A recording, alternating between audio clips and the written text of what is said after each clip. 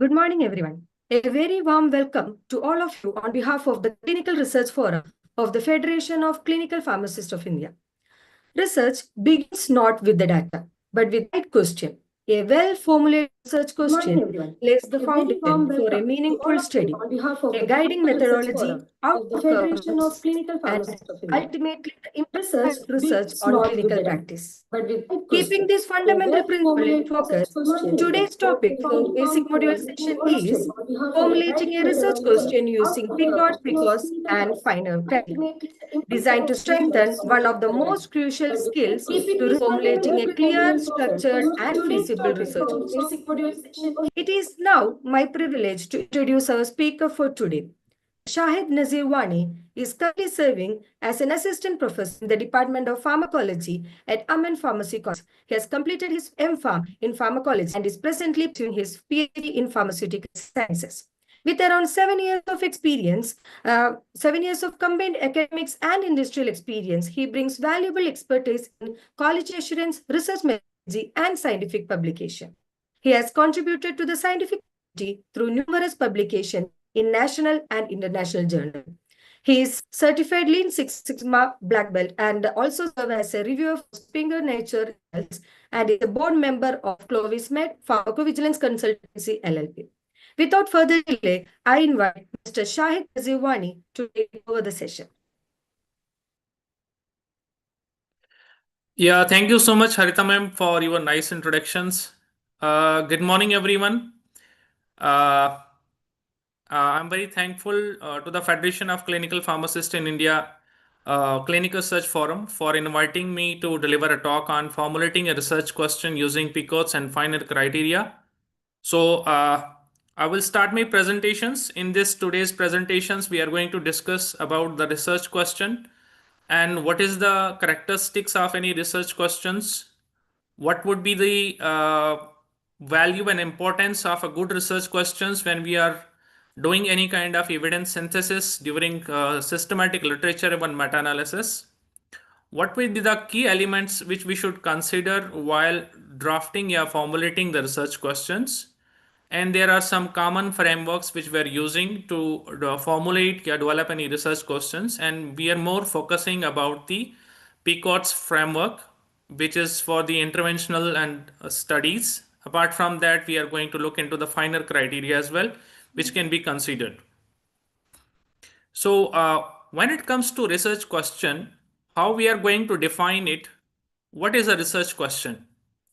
So a research question for any systematic review is a specific, it is a focused and answerable query that guides the entire review process, and it is defining the scope of identifying, appraising, and synthesizing all relevant existing evidence on a specific topic, and thereby aiming to minimize the bias and provide the reliable conclusions.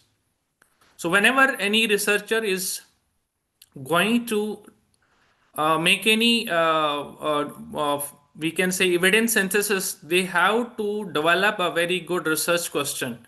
And when it comes to the research questions, it is a specific, focused, and answerable query, which is a very important characteristics of it. So second thing is, this is only the research questions by which a researchers can go through the complete process of systematic literature review. And based upon this research questions, we are finalizing the incursions and excursions criteria for systematic literature review as well as for the meta-analysis. So thereby we can go for the evidence synthesis. So when it comes to the research question, it is a specific inquiry that a researcher is aiming to answer throughout the whole research process. Second thing is, based upon the research question, the researcher tends to decide the methodology, hypothesis, and collecting the data that defines the ultimate research process. So if you will see the research question, it is only the research question. Based upon that, we can define, we can select we can go with the methodology, we can go with the hypothesis generation, and based upon that, we have to collect the data based upon what kind of incursion and excursion criteria we have put forward based upon our research question. So that is why this research question is the cornerstone on which the whole research process relies during any systematic literature review or meta-analysis, or we can say evidence synthesis. So to continue, the research process cannot be started without formulating a research question.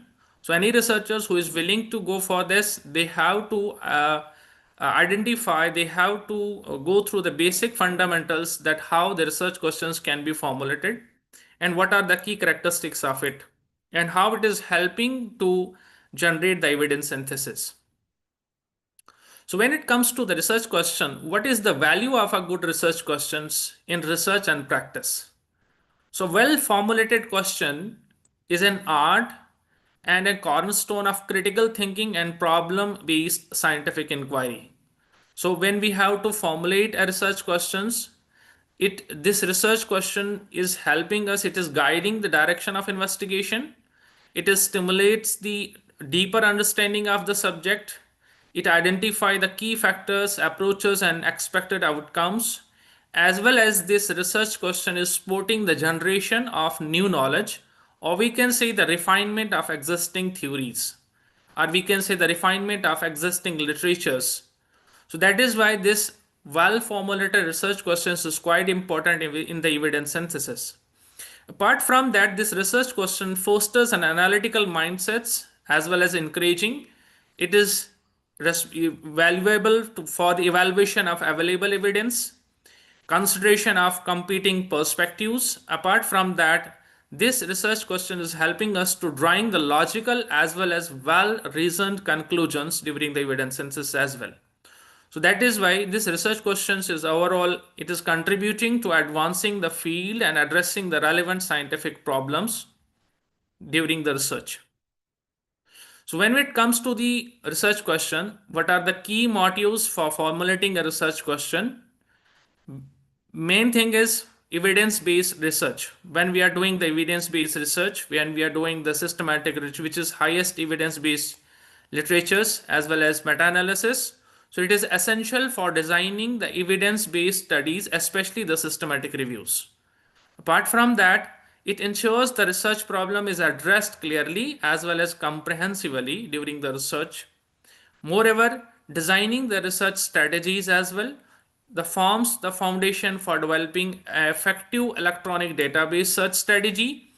When you are focusing on the search strategy or search string during the evidence synthesis, whatever search strategy you will finalize for the research question, that will be based upon how much research questions is good, how much it is specific, how much it is focused, so that you can manage the complete that process. Moreover, it is critical for assessing the evidence for educational, clinical, as well as the for the research purpose as well. Moreover, identifying the literature gaps. It aids in conducting the structured literature reviews. It is also helping in identifying and defining the existing knowledge gaps in the future research. So based upon our research question, we can get a lot of things. So these are the key modules for formulating a proper research question during the evidence synthesis. So when it comes to the research question, there are some specific key characteristics which we should keep it in mind. Yeah, we should consider while formulating a good research question. First and foremost is it is clarity and specificity. So the research question should be precise, it should be focused as well, it should be clear so that we can exactly outline what it aims to investigate. Whenever we are drafting the research question, when we are formulating the research question, because it is the foundational step in in the evidence synthesis, so it should be precise, it should be focused as well as it should be clear. For example, if you're working on the any disease in respect to the cardiovascular disease, for example, if you're talking about the antihypertensive drugs, so whenever we are drafting the research question, our research question should that we are focusing on this particular specific drug and this is our population, this is our problem, yeah, we can say the patients in which we are focusing on that, so that based upon that we can exactly outline, we can draw the conclusions according to the research question which we are going to go ahead with the specific areas. Second, this research question should be relevance. The research question should address a significant issue within the context and scope of the field or subject. So it should be relevant to the specific field in which the field we are working. It should be feasible, because when it comes to evidence synthesis, there is lot of uh, questions which are not formulated properly, and sometimes we are not able to manage that specific research process. Yeah, we can say that systematic literature review part. So problem is that we have not we have our research question is that much broad, and we are not we will not be able to cover it within the specific time frame. That is why the feasibility parameter should also be taken into consideration. That is why this is the point which comes under the finer criteria as well. So the question should be researchable within the constraint of time, within the constraint of resources, as well as the data available, or the methods which we are going to put forward.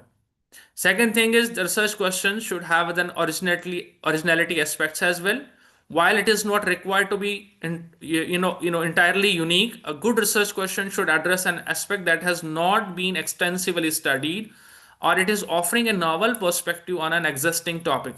That originality is actually the novelty of the finer criteria which we are considering for the developing or formulating the research question. Fifth point is the measurability. The research question should be answerable. It is allowing for measurable outcome or the data that it can be analyzed and it can be interpreted. So when it comes to the PICO framework, the last one is the outcome. So outcome means what we are measuring in the research question. What kind of parameters we are going to look into that specific disease, yeah, specific interventions. So measurability should be there. So the question should be measurable. What outcome we are going to measure after that? There should be significance as well. The answering the question should contribute a valuable insights to the field. So that means after completion of that particular evidence synthesis, that research question, by the help of that specific evidence synthesis, there should be something in the book of knowledge which we can contribute in the specific field.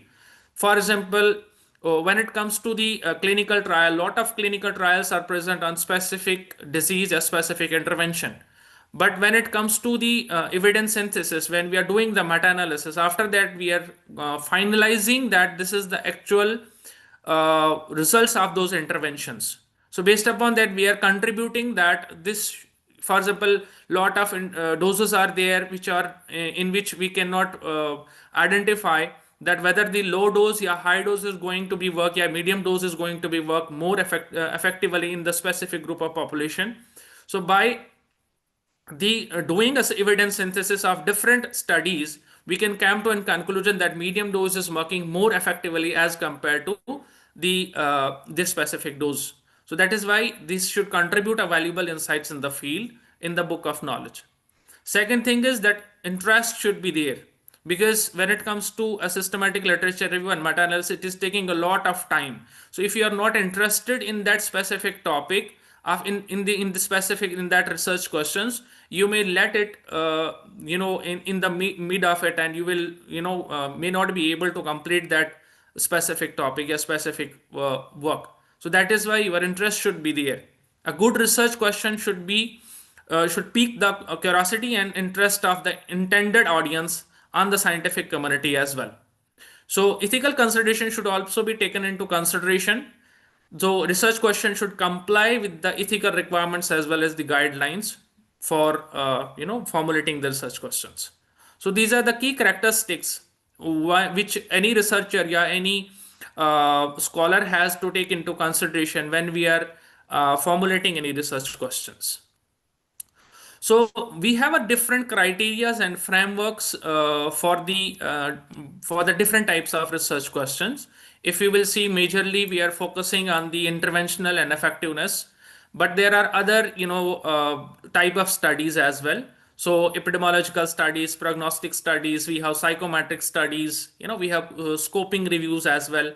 We have economic as well and cost effectiveness based studies. So we have the different question framework for the different type of studies. So when it comes to the interventional and effectiveness studies, we have the PICOTS framework.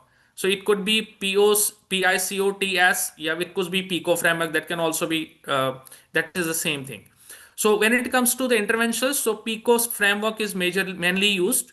So P here is patient, or we can say population. I is as an intervention.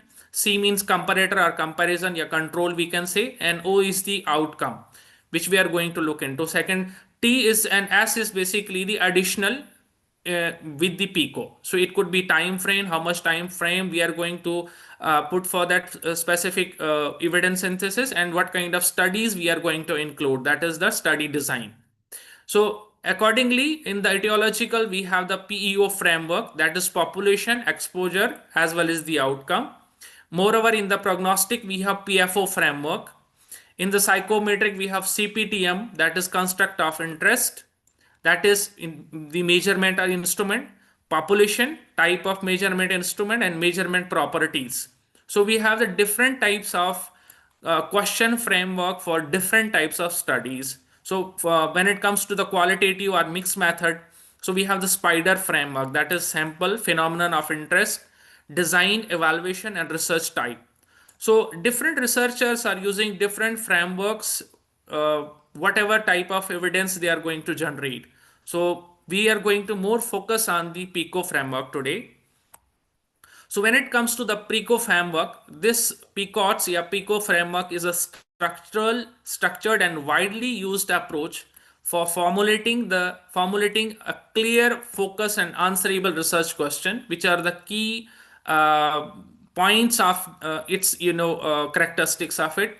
And it is particularly in the evidence-based medicines, we can say pharmacy practice, nursing, and public health, as well as in the systematic reviews, which is a part of evidence synthesis.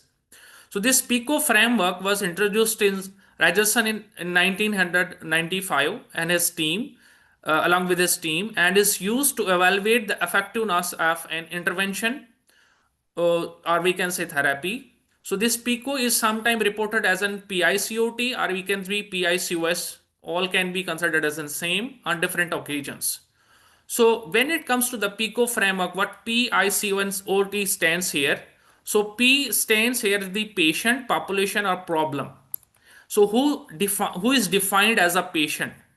So that comes under the P. What is the population? What is the common problem, and what are the characteristics related to that population? Yeah, the group of participants to be studied. That comes under the patient. So second thing is the intervention. So when it comes to the interventions, what intervention or treatment you will study, the treatment, product, process, or actions to be studied is the intervention. Yeah, what kind of therapy you are going, what kind of drug you are going to include into the into your study. So that is the intervention. Second is comparison or control. What is the major intervention of comparison or any alternative interventions if there is present? So in the interventions given to some participants to compare with the treatment being studied. So when we are doing the evidence synthesis, we have to compare our results with the interventions. So that is we can also consider as a control, yeah, comparison. So second thing, it could be any alternate drug. It could be the drug in combination with our interventions. It could be the placebo as well. If there is, yeah, we can say any other standard care that comes under the comparison. So we have the outcome. It is a measurable change in a patient's health due to the care. Yeah, what outcome we have got after the interventions. So what outcomes are anticipated to be achieved, assessed, yeah, measured, or improved. And second thing is the time frame. When it comes to PICOT's framework, it can also be applicable. What time frame or duration is considered for the measurement of any study? The duration of a lifespan of time the study will takes place. That can also be considered as in the time frame. And last one is the study type. If it is applicable, you can also go with this. So what types of studies or interventions are considered, whether it is randomized control trials, whether it is non-randomized control trial, case series, observational studies, that all depends upon the study type.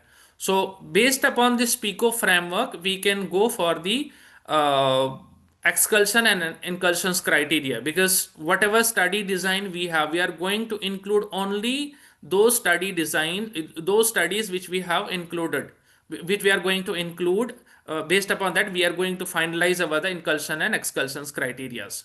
So if you will see the examples of this research question, for example, if we are going to assess the what is the in children with asthma, how effective is a combination therapy compared to the inhaled corticosteroid alone in reducing the hospitalization based on randomized control trials. So if you will see in this research question, so we are going to check whether this combination therapy along with the inhaled corticosteroids in children who are suffering from the asthma, is that going to be reduce the duration of hospitalization, and we are going to check this in the randomized control trials. So if you will see in this question, what is the population here? In this question, the population is children with the asthmatic problem. Second, what is the intervention here? The intervention is the combination therapy, which is basically the inhaled corticosteroid along with our intervention, specific intervention. So that is a combination therapy of any other drug along with the inhaled corticosteroid. Second is, what is the comparison here? We are going to compare with the inhaled corticosteroid alone. And what is the outcome? We are going to check whether there is reductions in the duration of hospitalization. So there would be the different parameters of that, which can be measured in the outcome as an outcome. And second, we are going to include the studies, that is basically the randomized control trial. So this is a typical examples of any research questions in which we have used the PICO framework for its formulation, for its development, generation. Another example we can also give here, that is what is the effectiveness of remdesivir for treating the severe COVID-19 patients which are adult, and they are compared with the no or there is placebo treatment. So it can also be, we can also go with this as well. So if you will see in this, the population here is the patients, COVID-19 patients who are the above the age of 18. Intervention here is the drug, that is remdesivir. Comparison, we are comparing whether there is placebo, whether it is we can say no treatment. We can say we are comparing with the placebo as well. Along with it, when it comes to the outcome, so that means we are going to check the severity of COVID-19 conditions. So what would be the different parameters which we are going to check in the COVID-19 conditions? So hospitalization rate, mortality rate, many conditions. So that we are going to check the effectiveness of that. Second thing is that third, I have given one question here. Among the adults with hypertension, or ACE inhibitors more effective than the calcium channel blockers in reducing the systolic blood pressure over 6 month of period based on evidence from the randomized control trial? This is the question which basically covers all the parameters of this framework, that is PICOTS as well. So in this third examples, we are giving the population is here, the patients with hypertension problem, and second is that what is the intervention here? Now intervention in this question, if you will see, the intervention could be both here. It is calcium channel blocker as well as the ACE inhibitor. But if you will see, both can be the same thing. One could be the intervention, another could be the comparison. So based upon this, ACE inhibitors can be the intervention, a calcium channel blockers can be the comparison here. Second, we are going to check as an outcome, that is reduction in the systolic blood pressure, and the time duration is 6 month of period. We are going to check those study. We are going to include only those clinical trials in which the follow-up of duration is at least minimum of 6 months, and RCTs are included as a study design, that is randomized control trials are going to be included. So these are basic examples of research questions. Whenever we are developing or formulating any research question, we should keep it in mind whether we have covered all the peak of points in the research questions or not. So that should be somewhere, that should be in all those parameters should be taken into consideration of that as well. So last one is the criteria. Basically, whenever we are developing the research question, so we can go with the more quality control of our research question by using this finer criteria.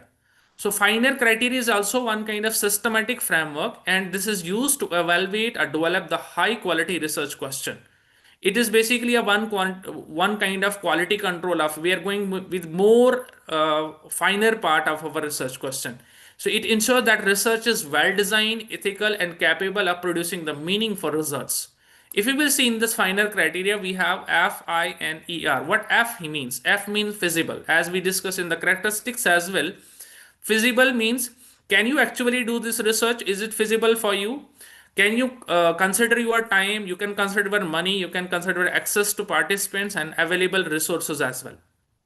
So we should take this feasible criteria into consideration when we are drafting the research question, so that our research question could be feasible.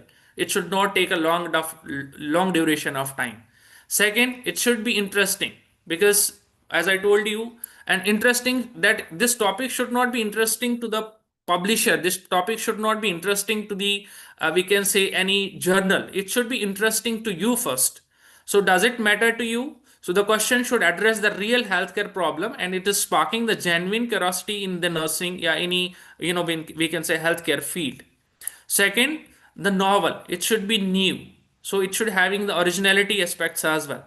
Your research should fulfill a gap in the existing knowledge. It should having a novel aspects as well. So it is offering a fresh perspective on, we can say, healthcare practice, yeah, in nursing practice, yeah, pharmacy practices. Second, we can also say in the clinical practices. So fifth one is, it is finer. So finer is basically ethical. E means ethical. Is it right? Whether it is protecting the participants, it is ensuring the consent, maintaining the confidentiality, and it is following the ethical guidelines. So ethical consideration should also be taken into loop when we are going for the formulation of a research question. And last one, it should be relevant. Will it help? The researchers should have the practical application that can improve the patient care or nursing practices. Yeah, we can say clinical practices. So if you will see the research question, it should be relevant with the clinical practice. So we should get something good insights from that research question. So all these finer criteria has basically the quality control of our research question, in which we have used the PICO. So it is one additional tool for our research question. But right now, if you will see, there is another extended version of it, that is called as finer maps. So if you will see, finer that includes feasible, interesting, novel, ethical, and relevant. But apart from that, there is the maps additional, points which are included, extended version of finer criteria, that is manageable. The whether this research question is manageable or not. So if when you are drafting any research question, if it is not specific, so maybe when you are searching the going for the literature search, you are going for the searching the studies on the different databases. So maybe you may get a more than we can say 80,000 studies or 70,000 studies. So that is why the research question should be manageable. It should not go that much abroad, right? So it should be specific. So you should able to consider that whether you will be able to manage this or not. Second, it should be appropriate. And third, we can say potential value. It should have a potential value, and it should be done in a very systematic way. So these are the additional points in the finer criteria. So my presentations is only till this. I have not make any extensive presentation, but this is a basic overview about the formulation of research question, what research question is, what are the different characteristics of research question, what are the different framework which are used for the different types of studies, and what finer PICO framework is, and what are the examples of this of research question using the PICO framework, and how we are going to add the finer criteria as well as to make our research questions more relevant and more focused.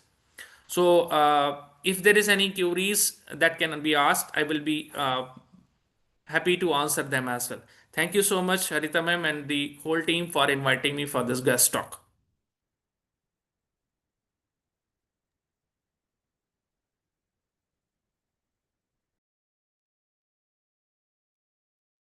Thank you, Mr. Shahid Nazirwani, for delivering such a structured, insightful, and a practical session.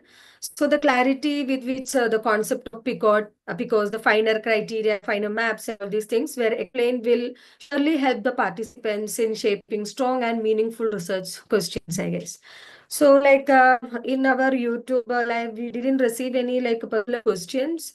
So all participants are requested to post the questions in the chat box, and soon we can answer you. So before concluding the session, I have a couple of questions for you.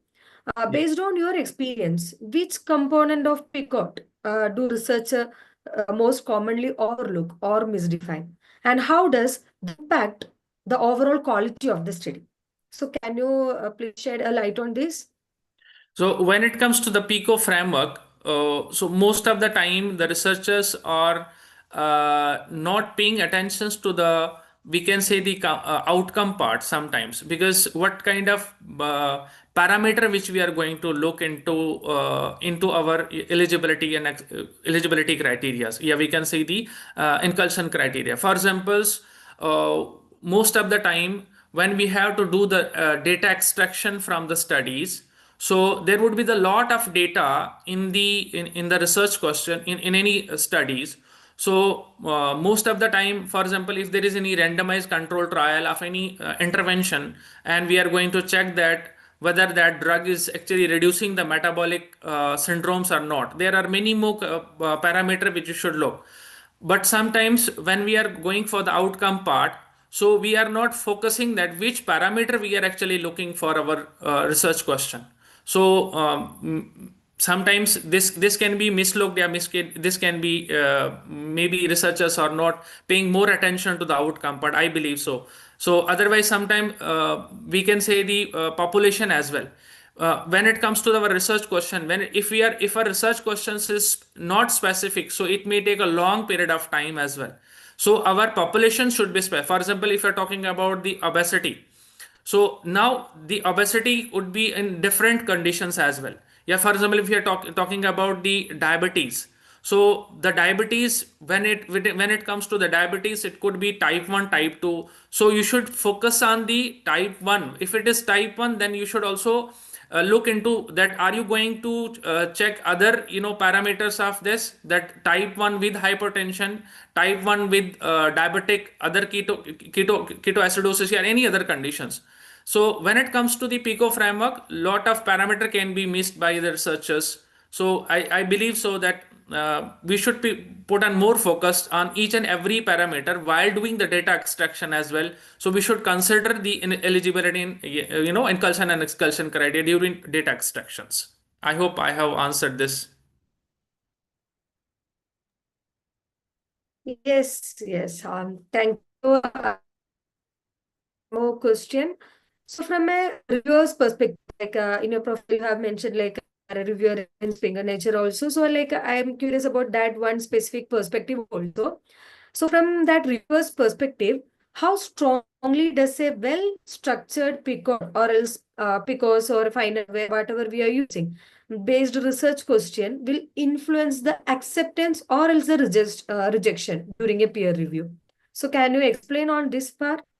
So when it comes to publishing any paper, which is basically a systematic literature review, systematic literature meta-analysis, when we are communicating that paper to the any journal, so journals are looking into the novelty part of it, whether there is already some systematic literature or meta-analysis which are already being done on these studies.